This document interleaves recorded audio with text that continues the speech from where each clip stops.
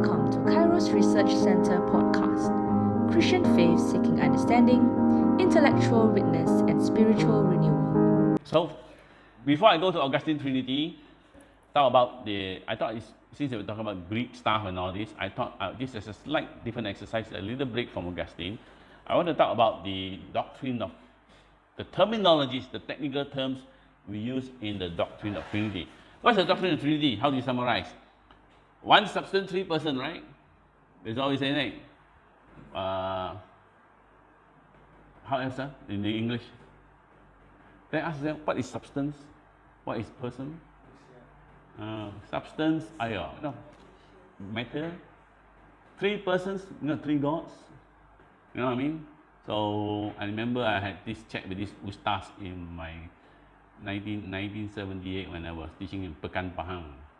He said you can give analogy, water, ice, vapor, but this you can put them together.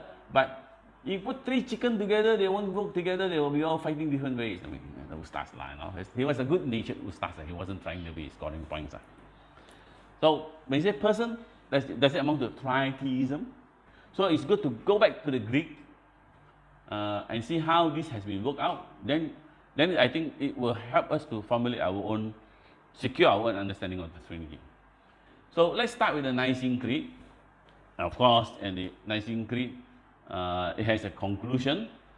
It says they believe, and then they believe in God the Father, maker of heaven and earth, and so on. In the end there, like an afterthought. No, not about Jesus is the light of light, God of God, and that. Then, really interestingly, and it's an afterthought also, and in the Holy Spirit, no elaboration, nothing. Holy Spirit was not the issue. But then it ends with anathema. But as for those who say, there was when he was not, this is the Arian, the one time Jesus was not there. Before being born, he was not, meaning Jesus was not, did not have pre-existence, came into existence at some point. And he came to existence out of nothing, or who assert that the Son is of a different hypostasis. Those who say the Son is of different hypostasis, or substance, ousias. I will give you these slides I gave. Or created, he says, or is subject to alteration or change. These the Catholic and Apostolic Church anathematizes. Now, in the classical Trinity, we define the doctrine of Trinity as one ousias, three hypostases. SES, but I put SIS.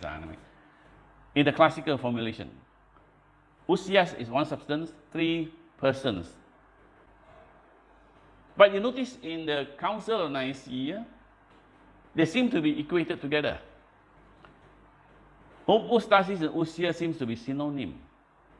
The Son is both the same hypostasis as the Father and the same ousia or substance with the Father. Substance here is transliterated as ousia. According to the Greek, words are synonymous. If they're synonymous, then you've got some anomalies. What anomalies? In the sense that if Jesus is the same hypostasis as the Father and the same ousia, isn't that Sabellianism? Modalism. There is in the end, no distinction between the Father and Son. So by describing the Father and Son as the same hypostasis and as the same ousia, the Creed seems to teach Sabellianism, in which the Father and Son and Holy Spirit are one person, one mind, or one will, wearing three masks or faces. Like a single person playing three characters in a theater. But of course, already, if you have studied the doctrine of Trinity, Sabellianism was already rejected since the time of Tertullian. So what that means is, here is a clue to us when we talk about doctrinal terms. Very often, things like nature, substance, they have what you call a generic meaning, the layman's usage. And only the cause of controversy, when the terms are clarified, do they assume specific technical meaning. So, in that sense, for example, by the way, I missed out. In Hebrews 1:3, Jesus is the hypostasis of God. And the and yes, he's the exact representation of God's being. Representation. So, and slightly different slant to the meaning. So, although hypostasis today is commonly interpreted as person, in this verse is translated as substance or nature. It shares the same nature of God. In this sense, therefore, hypostasis has the same meaning as the ancient Greek. So now, there is some confusion. In fact, in the course of the Trinitarian controversy, there was an initial divide between the Eastern Church and the Western Church. Because the way they translated Latin substance and ousia, one side uses Latin, the other uses Greek, and in the course of the translation of the terms, they misunderstood one another. And so that has to be clarified.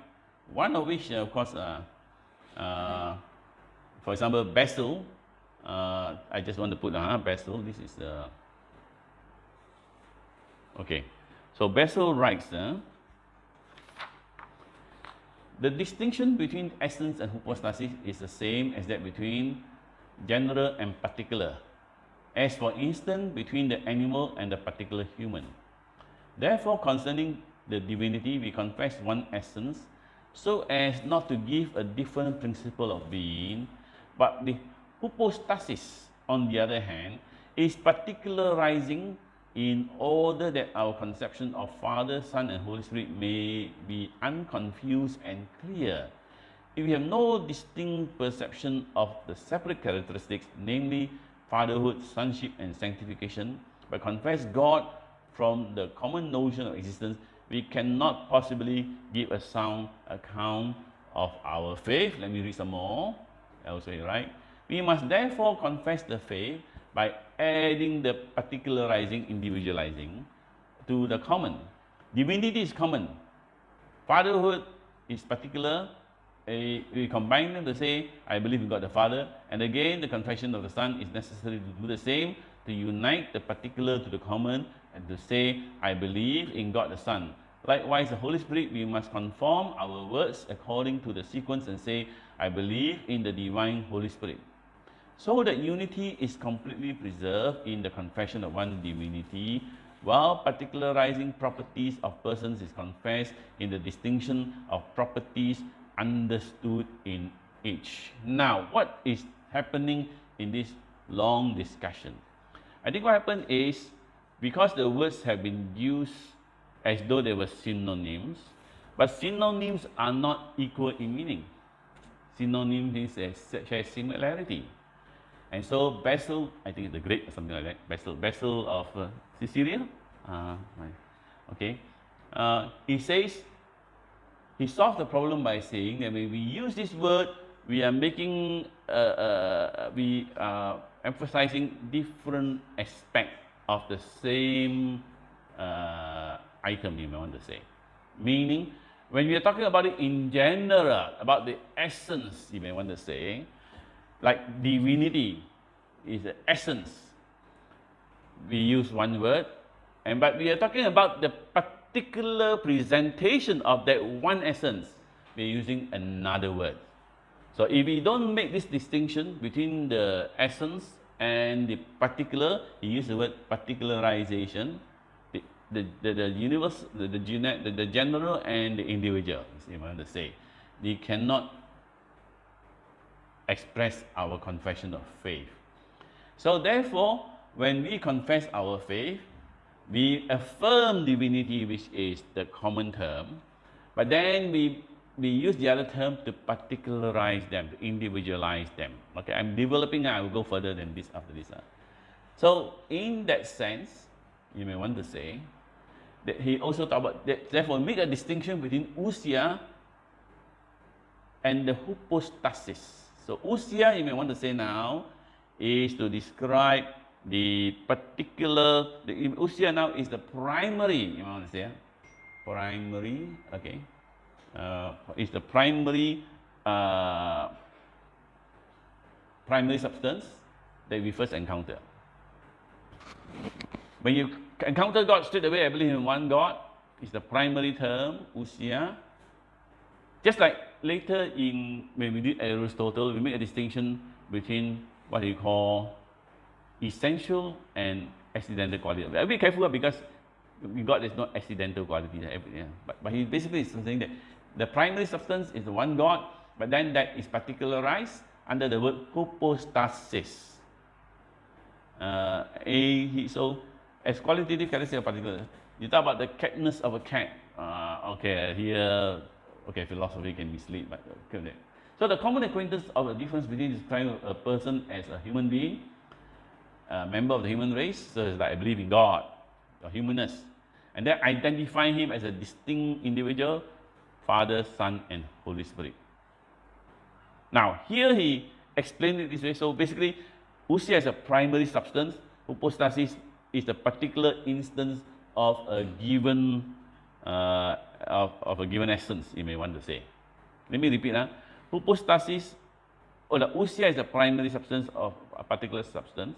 Substance, you may say, is the basic.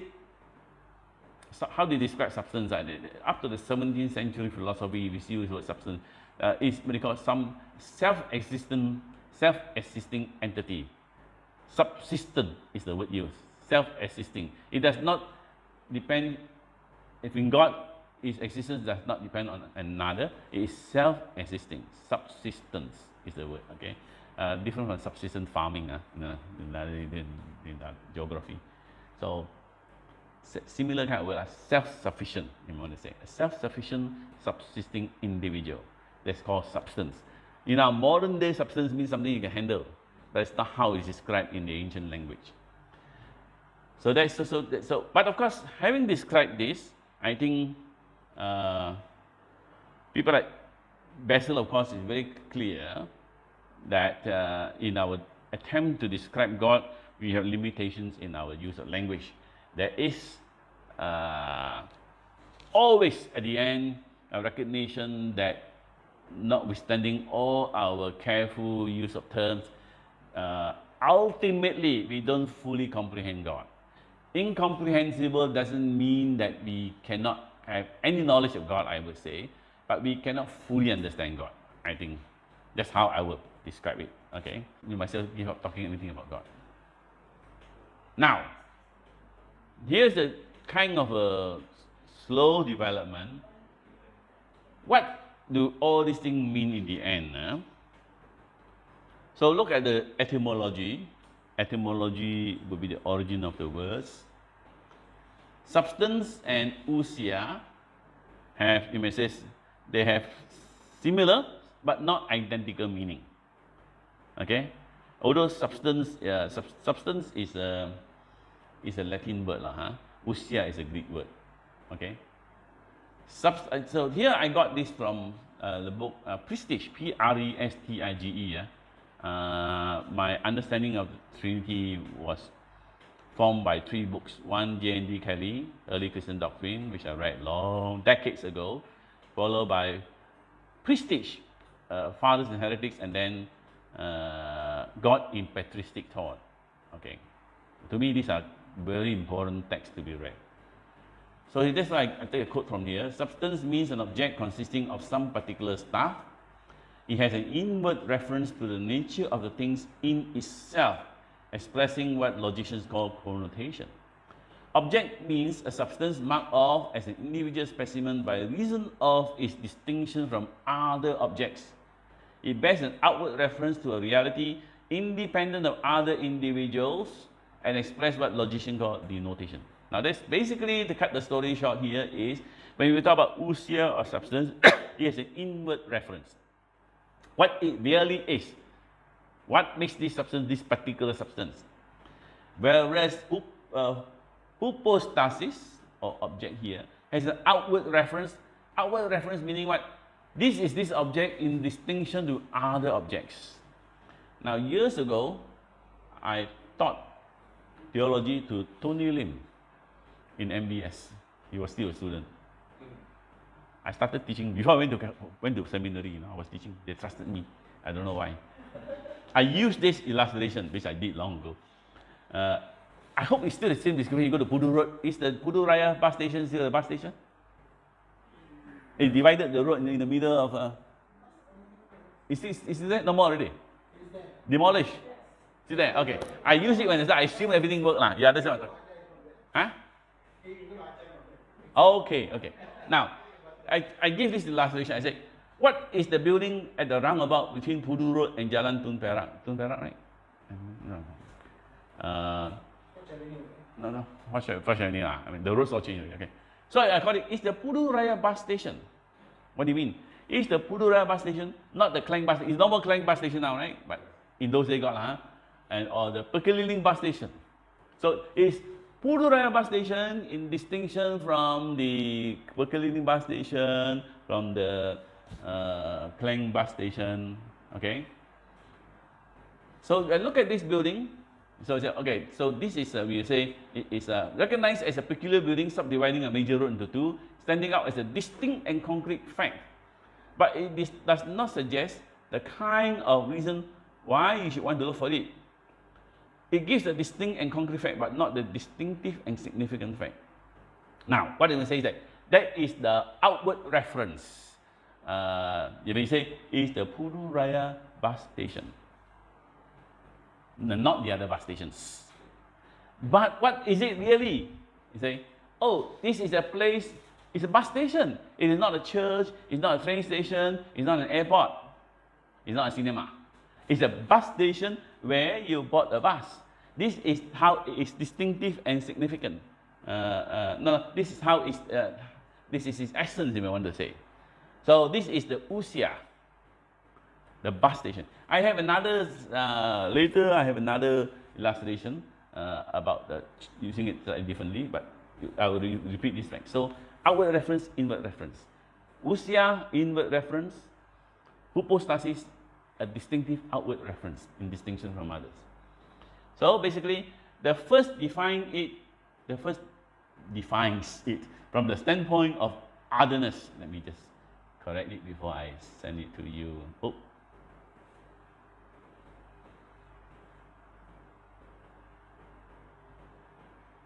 Oh, this one cannot correct. I have to go back to it. The first defines it from the standpoint of otherness with an outward reference to the building as what the Greek theologians call an object, an objective thing, showing that it must not be confused with other objects.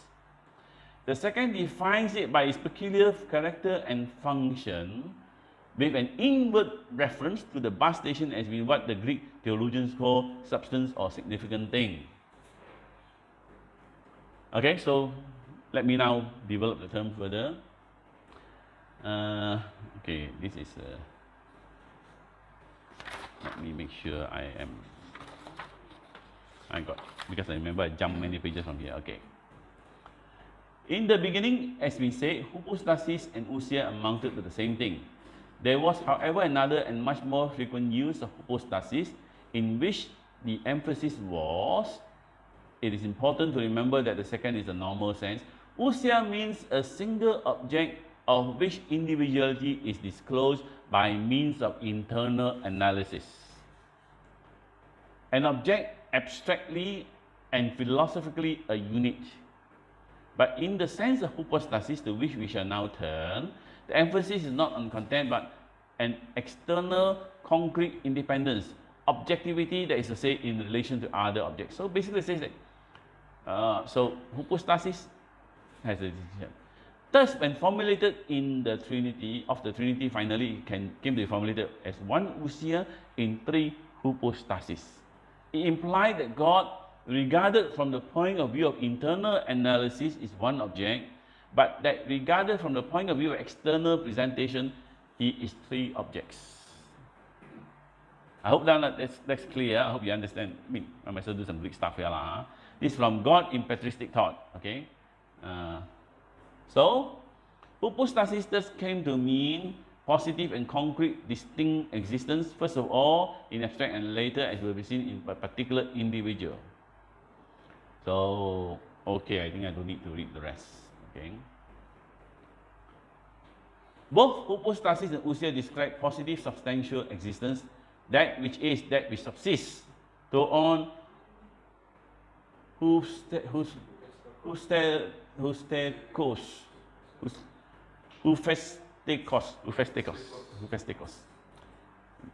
The font very confusing to me, but it's the only font I have. What to do? Yeah. when you see the word stay, we say stand, something standing. Histemi. But ousia tends to regard internal characteristics and relations or metaphysical reality, while hypostasis regularly emphasizes the external concrete character or substance of the empirical objectivity. Okay, I will end with this one more. Okay, just now I talked about the bus station. Now I say this one I got it from somewhere, but the pulpit of St. Mary's Church in Oxford. There's a church, okay. Okay lah. I used to go there. Pulpit of St. Mary's Church in Oxford is a pragma, a thing of concrete. It is a hypostasis, as being concrete, objective entity, existent in fact, and not merely a thought. It is a prosopon. Prosopon sometimes if you say is a mass, but it also actually prosopon can also mean an object empirically distinct from others and possibly simple objects.